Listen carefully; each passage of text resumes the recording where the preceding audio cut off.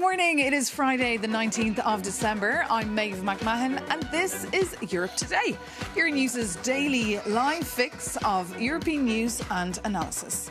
Coming up today, after 16 hours of talks, an EU summit in Brussels has come to a dramatic end in the early hours of this rainy December morning. The big takeaways: a €90 billion cheque for Ukraine, raised with joint debt though, not with Russian money, and a postponement of the EU Mercosul trade deal.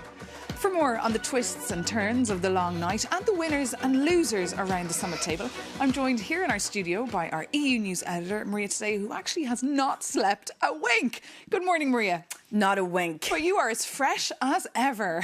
Great to have you with us. Look, bring us up to speed on what exactly happened last night. The reparations loan seems to be over. They agreed on joint debt. They could have done that weeks ago. Well, they could have, and obviously that would have saved us the all-nighter. But in a way, this was very much on brand because, remember, European leaders walking in the morning, they said, we're not leaving this place. We are not going to leave until there is a solution in terms of how to fund Ukraine from 2026 and 2027. And that has happened, and it's been done. 90 billion euros in an interest-free loan for the country, but the night did not go as planned because the reparations loan, that did not happen. It's very difficult to see how this reparation loan can even go ahead in the weeks, months to come. In many ways, it is over. The road has ended. And nonetheless, the European leaders have agreed, though, to tap financial markets to raise the 90 billion euros, provide this loan, and that's the way this is going to go. And I should note one thing, Maeve. Yesterday night at about 11:30, I got a call from a source who told me, you are not going to believe this,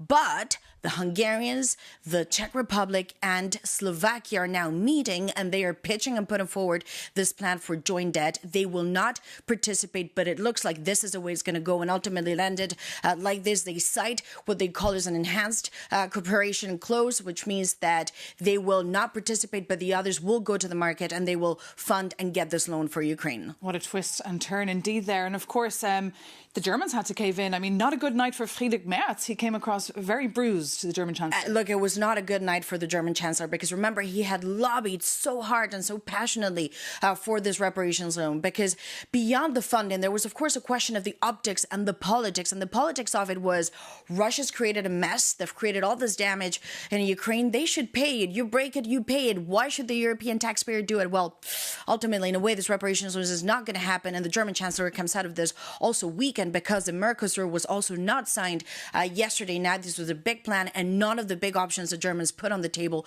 actually manifested in any way. So that's perhaps the loser of the night. And what about the winners? Who were the winners of this EU summit? Look, the winners clearly is the Ukrainian president because he wanted the money. He needed the money. He was very clear about that.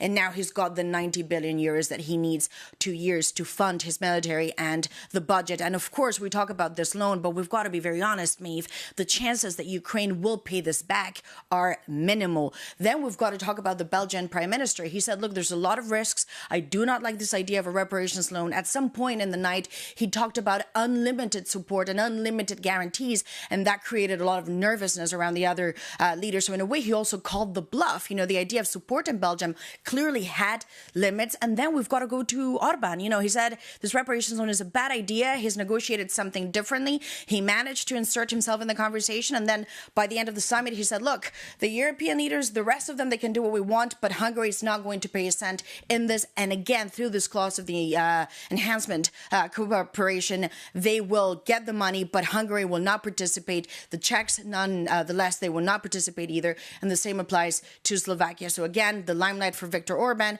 And he repeated, we said this reparations loan was not going to happen. And ultimately, it did not happen. And just briefly, is it enough money? The IMF said it's probably not.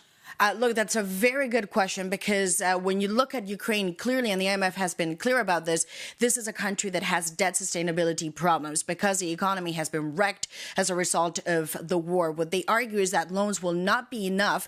Ukraine needs grants. And that means, going back to today, the 90 billion euros, it's very unlikely we'll ever see Ukraine paying it back because the argument is that Russia would then pay them for the damage and then they will repay the loan. But again, Maeve, do we really believe that Russia will pay damages?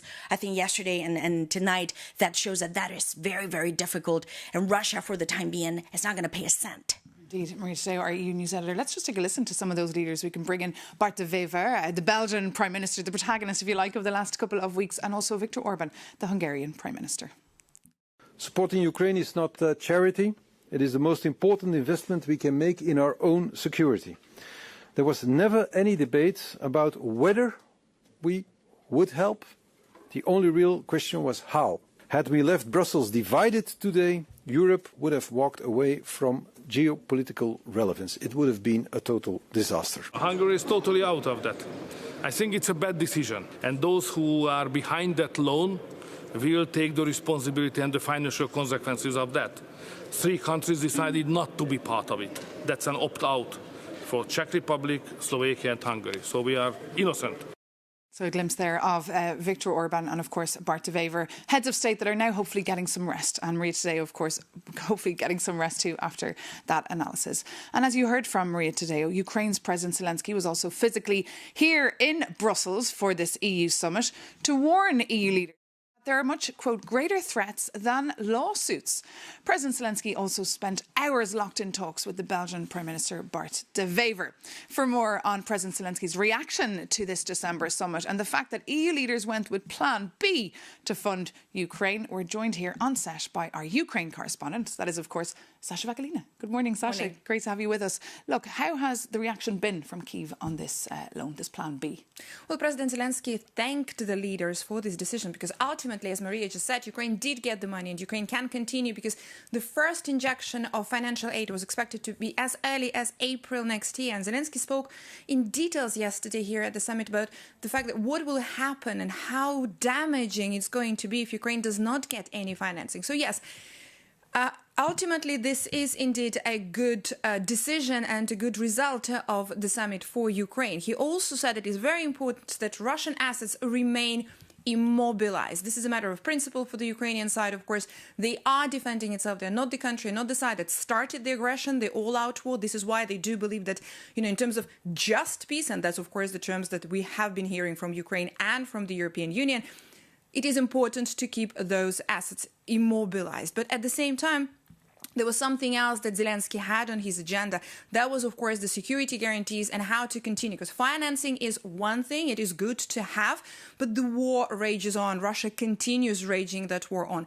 And yesterday, right after his meeting, after he addressed the Council, I asked him whether those legally binding commitments from the European leaders that we have heard about on Monday in the meeting in Berlin, can they actually somehow replace NATO accession for the country, and whether the US security guarantees and the European guarantees are the same thing. This is what he had to say.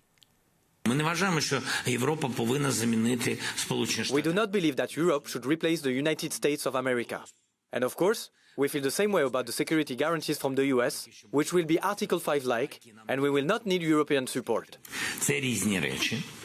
These are different things. And no matter what signals Russia sends, we understand that they would like to exclude the presence of Europeans. This cannot be done. These are different things. This does not mean that if Russia attacks again, Europe will be able to fight with its presence.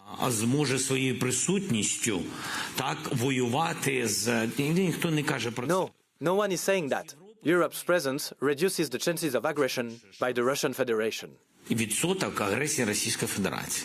President Zelensky there answering your question, Sasha Vakalina, yesterday in that EU summit. And just beyond the politics of the EU summit, there's other developments going on. We're hearing about potential talks this weekend between the Americans, the Ukrainians and the Russians. Indeed, these would be 2 different bilateral meetings, 2 tracks, the American delegation with the Ukrainian delegation, and Zelensky did confirm that the Ukrainian negotiators are in the US today and tomorrow, and then separately Ukrainian delegation with the Russian representatives. And President Trump spoke about it, and he said the time is ticking, except he said it's ticking for Ukraine, Maeve. It's ticking for Ukraine. Well, Sasha Vakalina, thank you so much for all those updates. And for more of Sasha's reporting, you can visit Euronews.com.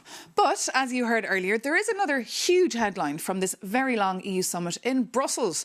It's perhaps about the concerns of the farmers that the EU Mercosul trade deal has been postponed.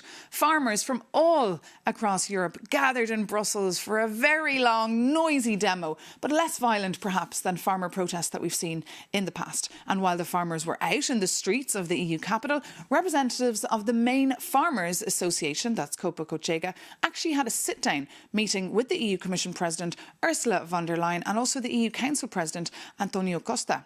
And during the summit, our Europe Today's Ida Sanchez actually had the opportunity to go and visit and speak to those farmers and take a listen to their concerns. You can take a look.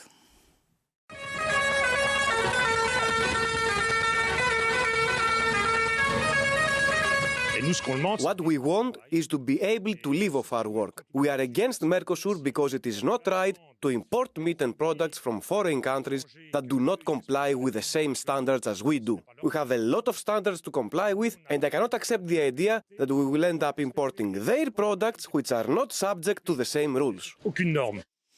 And that was one farmer that came all the way from Bourgogne in France. And for more on what looks like a pretty big failure for Brussels having to postpone this big historic deal, let's go straight now over to the EU Council and bring in Euronews correspondent, that's Shona Murray, who hasn't slept all night either and is actually Shona in the very same outfit that you were wearing this time yesterday here on Europe Today. So thank you so much for being with us here, Shona, on the show. Look, tell us, is this a big failure, the fact that it had to be postponed? We know Ursula von der Leyen, she was actually meant to get on a plane today or tomorrow to actually travel to Brazil to sign this deal. And now it's all postponed. That's right, Maeve. Well, it'll be a big failure if they don't sign the deal in January, because that's how long it's postponed for. And remember, the EU is really trying to reaffirm its position as a giant, really, of trade all across the globe. So Mercosur is a really strong part of that, notwithstanding the concerns that the farmers obviously have. So what happened was Mercosur was supposed to have a vote. There was supposed to be a vote on it by member states this week, potentially on Wednesday, then even possibly today. But at the behest of Italian Prime Minister Giorgia Meloni, that has been postponed for 3 weeks. Ursula von der Leyen, the President of the European Commission, was supposed to travel to Brazil tomorrow to sign off on that deal.